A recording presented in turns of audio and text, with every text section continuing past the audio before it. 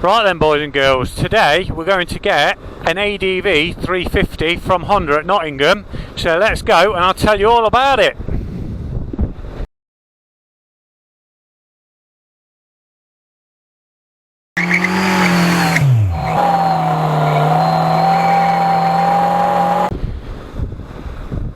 Right then, so they brought out this Honda ADV 350. If you're looking at this video, you've already seen it. I fell in love with it as soon as I saw it at the NEC last November. I came up to Honda in February and it's now the middle of May, and I put a deposit down on one and it's taken 3 months to arrive. Today is the day I'm going to pick it up. So let's go and have a look and we'll see what we think about it. I'm basically buying this bike blind, and today is the first day I'm going to throw a leg over it for real. And I've got two things that are worrying me. The first thing is, are my legs going to be too long? Am I going to have knees up under my chin? That's one of my worries, but I can always resolve that by getting the seat reupholstered and getting rid of that big bump that you have, your bum bump. I could get rid of that upholstered, have it made flat like I have on my Suzuki Bergman. That helps no end if you've got long legs. Second thing is, my Bergman, I ride that every day. Rain, shine, it's got to be icy for me not to ride that bike. Work and back every day. It's brilliant. And it's a 400cc. Now my worry is, this isn't going to be as fast as the 400. Although the Suzuki is 22 years old, whereas this is new. It's a little bit smaller engine, so I'm hoping that makes up the deficit. But we should know in about an hour's time. There it is. There's my ADV. Let's have a look. Yeah. Yes, it is. It's quite big in the flesh.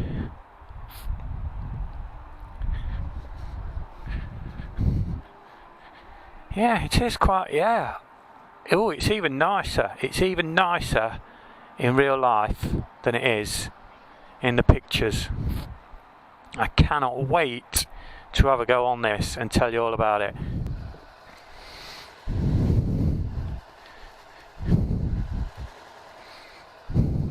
Right, here we are. The ADV is all mine, and I've got to say, the first worry I had, which was involving not having any leg room, I'm quite relieved to find out that I have in fact got some leg room. I don't think I'm going to need to push the seat back.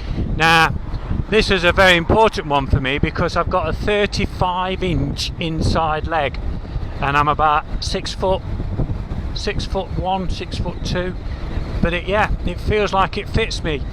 I haven't really opened it up yet because I've literally been riding it for 1 minute.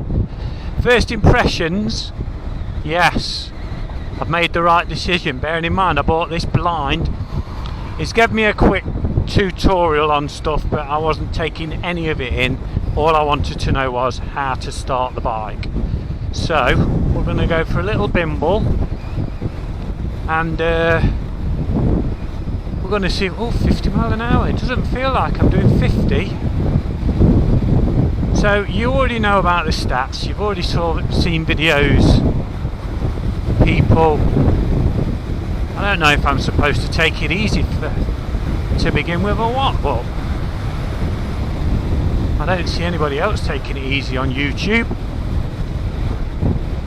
I thought I'll try it with the screen down first. I am going to, just said to Ian at the Honda, I'm going to cant these handlebars forward a bit just to give myself a little bit more arm room, and it might bang on the windscreen. We'll sort it out, I don't know. I'm just getting to know the bike. But first impressions, yeah, I absolutely love it. It does look a little bit bigger in real life than it does in pictures. I mean, I imagine you've seen Neves' video, Motorcycle News. He did a video on this, and that's probably his video that made me want one. Yeah, 70. I mean, it's a 350, innit? What do you expect? But yeah, this speed feels really nice and relaxed. I'm going to do a bit of a, not really give it any acceleration yet, so we've to do that. But wow, what a, obviously 20 years difference between this and my old Bergman, which I did love that bike as well, by the way. I've not got anything bad to say about that Bergman at all. But this is obviously, it's on another level. The brakes and everything just feels so tight, and the handling as well. Neves says on Motorcycle News Review that it handles like a motorbike. Fully agree with him. Yeah. Yeah, let's get past this truck. There you go. Yeah, it's got satisfactory pickup. I wouldn't say it's any slower than the 400 Bergman. It's a lot smoother. I need to do a standing start, because that's the important bit. These bikes are commuters. You want to be the first away at the traffic light. If you're filtering like I do, sorry, am I shouting? If you're filtering like I do all the time to work and back, you want to go to the front and you want to be away before the cars have got it into first gear. That's the important thing. So what I'm going to do is I'm just going to pull up here. There's nothing behind me, and we'll see. I'm going to do it now. There's nothing behind. Right, 3, 2, 1, go. Oh yeah, had a bit of a spluttering then. A bit of spluttering. That was strange. I don't know what that was then, unless it's wasn't the rev limiter, was it?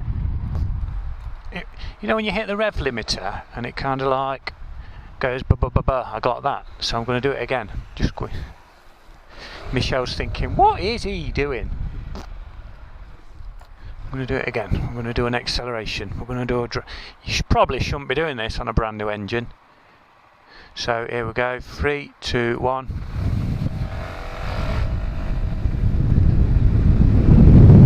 Yeah. Yes, this accelerates faster than my old Bergman. I don't know what the new Bergmans are like because I've never rode one, but I've rode my old one, which has got a claimed 32 horsepower or 33, whereas this is only 29. But this is obviously more modern. Yeah. Oh yes.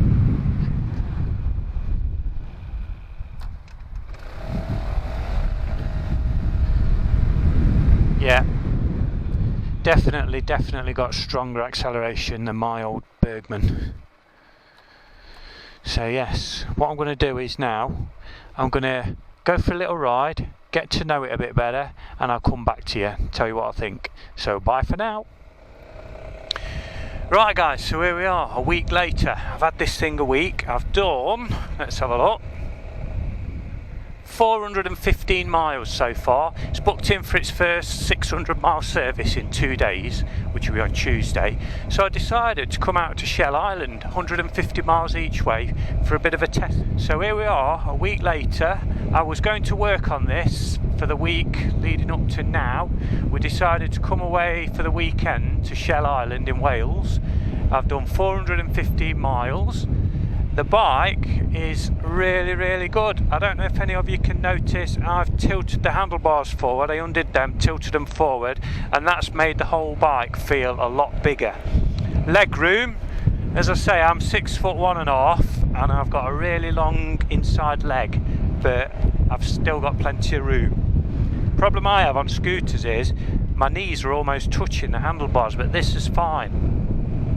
Loads of room under the seat. I've got a three-man tent. Under the seat. There's a couple of things. One thing is, when I'm riding, I have to have the screen down, otherwise it buffets right around my helmet. It's terrible. On the motorway though, we have done a bit of motorway, which I'll talk to you about.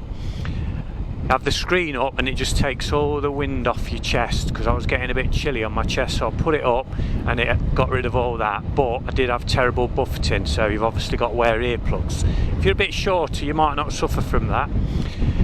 The motorway, it copes perfect, 70 up to 80, no problem, but the MPGs do start plummeting.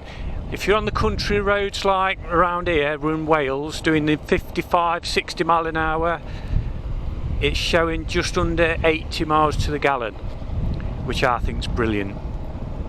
There's one little gripe I've found.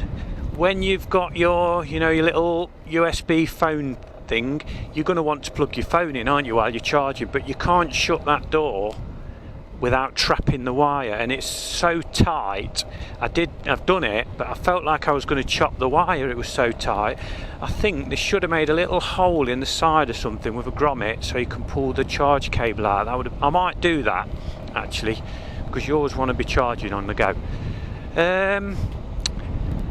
The Honda SmartSync app, I didn't really get it, because I thought I've got a PackTalk, Cardo PackTalk, so that already does everything. I can always skip tracks, next song, previous song.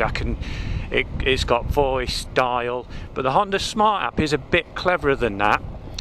It talks to you. I've actually sent Michelle a test message. When you've got the app connected, you get another bar of information up there. So you've got 4 lines, and the top one will be the Bluetooth one.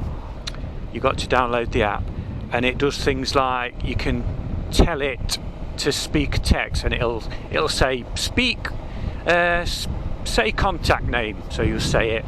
Speak text message, so you'll say it. Do you want to send text? Press right, and it does it. But when you've got it on the Bluetooth app, you see how you can go up and down on these? That disappears. You can't do that.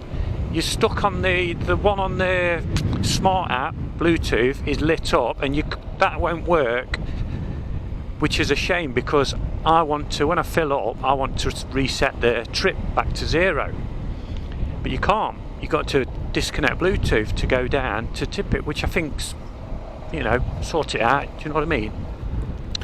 What else? Comfortable, yeah. As I say, it was 150 miles. It was 150 miles to get here yesterday.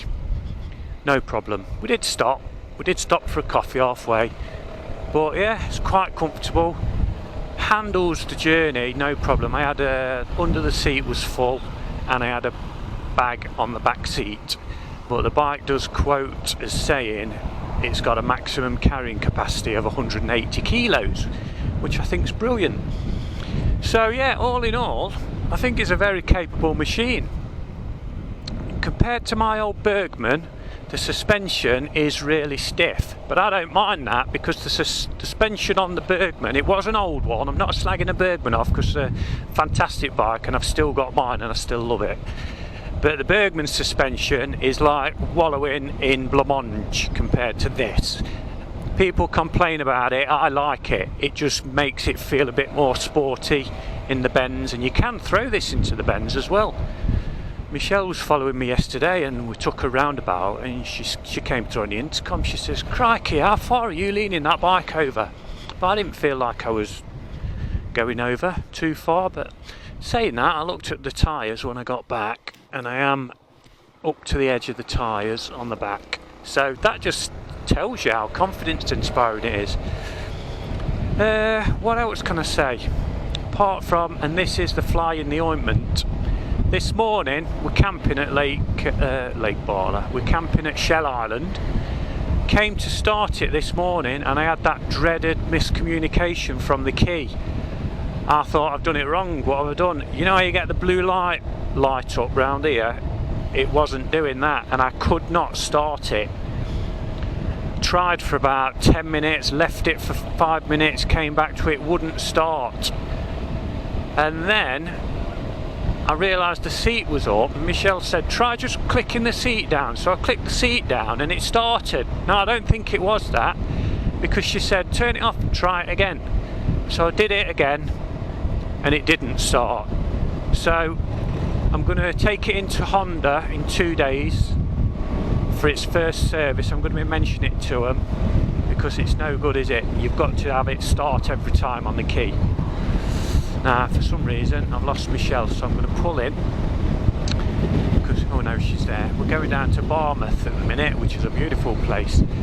But regarding the bike as a bike, and it does feel like a motorbike, I absolutely love it. I just want to get that issue solved with the key, which has been mentioned on some of the forums. The other thing that's been mentioned on the forums is the rear shocks leaking. I've only done, like I say, 420 mile, mine are fine. Keep an eye on it because I know about it. But all in all, it's a really nice bike and I'm really pleased with it. Now when I picked this up, I think I said earlier in the video, the guy at Honda Nottingham, he said I'd got the last one that they were getting this year. He said they've got no more allocation until next February, which is a right shame for anybody that's on the waiting list. So yes, I'll pick you back up when I think of anything else to tell you. So over and out for now. Right then, so what we're doing now, I'll tell you what we're doing. Okay, so it's the Tuesday. I'm taking the ADV back for its first service. I've done 615 miles. I won't video when we're in the shop, but I'm going to ask them if they've heard of this key thing, because I know I have, on the forums. See what they've got to say about it. Oh, I forgot to give you a demonstration. When I was at Shell Island yesterday, I put the traction control to work. Ever so interesting. I was trying to ride over the sand dunes, and obviously traction control was saying, "What are you doing?" So I naturally switched it off, and then I was getting some sand roosters off the back wheel, which was fun. Should have videoed that, but I didn't have the camera on. Anyway, enough waffle. Let's go and see what the fine people at Honda have got to say. You never know, I might get a coffee out of Ian this time, if I'm lucky. We're not far now. I've not done bad with the mileage. He did say to me, he says you don't have to bring it back at 600. He says 600 to 800 miles is normal. He said don't do 1,000 miles because that's too many. So 616, I'm nearly there, we'll be fine. And of course you get the Honda book stamped. I think it's just an oil and filter change. Probably check over the nuts and bolts. We're nearly there. Turn left under this bridge, so I can actually have that lane. There we go. Here we are. Not that one, that's us. That's the Labour. Yes, it is this one. There we go, nearly missed it. Makes a change. Normally I go sailing on by and have to come back around. But anyway, Virtue Honda Nottingham.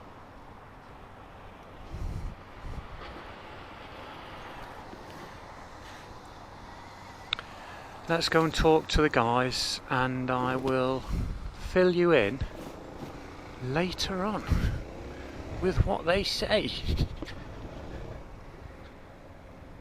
Okay then, let's find somewhere to park.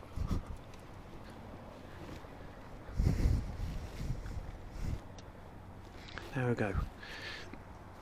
I think I'm going to get this suit off first so they don't all laugh at me. Right, I'm going to switch you off, and you might see me on an Africa Twin, or I might make another video of that one, so we'll see. Anyway, over and out. Bye for now. Right then, I've just told him, just been in Honda. I always forget to clean the lens. There we go. There we go. Right. Just been into the guy, told him I was having issues yesterday at Wales, and he said, alright, okay, maybe it wants plugging in and clearing some codes or something. So hope for the best. I'd like to come back and them say, oh yeah, there was a issue, we've cleared the code, it's all good. That's what I want them to say. Right, I've just found a quiet spot to come and talk to you. I've had the service done at Virtue Honda. I'm really pleased with how that went. They've done a right nice job. I might have shown you on the video, they gave me a demonstrator bike, Africa Twin 1100 with DCT. I didn't do a video of it because it wasn't for me, that bike. So I didn't bother doing a video. But I did mention to the technician that I was having problems, and he says, don't worry, we'll do a full health check on it. When I went to pick the bike up, he said, yeah, they'd had it all plugged in and everything, couldn't find anything wrong with it. He said, monitor it. So I was out in the car park at Virtue Honda, and this guy came over to me and he's chatting away, asking about the bike, and I said, oh, I've just had a word with them about it not starting with this smart key. And he said, oh, I've got a Forza 300. He said, I used to have that problem, and it turned out to be, he said, I wasn't pulling the lever in hard enough. He says, you've got to really pull the lever in before you press start. So I'll be honest, that never occurred to me. And since he said that, I've been really pulling it on, and it hasn't. It's started every time. Now imagine if that's the problem, and that's all it was. That'd be fantastic if it is. So on that basis, I'm going to end the video there. All in all, absolutely fantastic bike. I would recommend anyone getting one. I love it. And I'm going to sign off there. If you've liked the video, give us a thumbs up, like and subscribe if you want. And I will see you on the next one. Bye for now.